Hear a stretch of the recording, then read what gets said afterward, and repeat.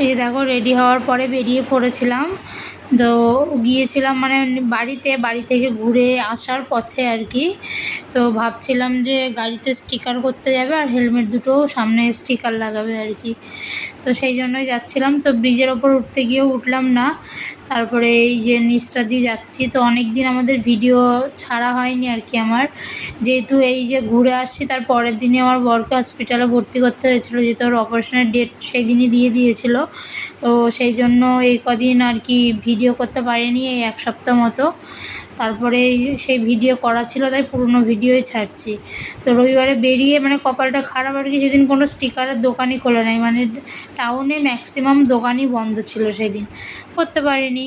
তারপর আর সেরকম কিছু খাইও নি, বাড়ি চলে এসেছিলাম, ভালো লাগছিল না জন্য। তারপরে এই যে দাঁড়িয়ে আছি দেখো, এইদিকে দেখো কত বড় একটা বাস দাঁড়িয়ে আছে। এই যে কত বড়, মানে সবাই চলে যাচ্ছে, বাসটাকে আটকে রেখেছে, রাস্তা ফাঁকা হলে তারপরে সাইড করে বের করে দেবে।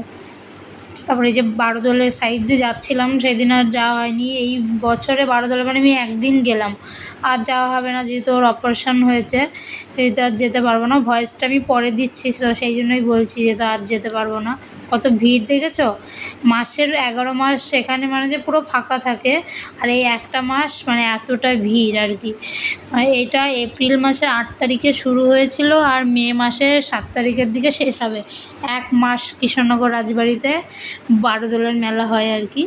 তো সেখানেই একদিন গিয়েছিলাম, সেই ভিডিওটা তো শেয়ার করেছি তোমাদের সঙ্গে।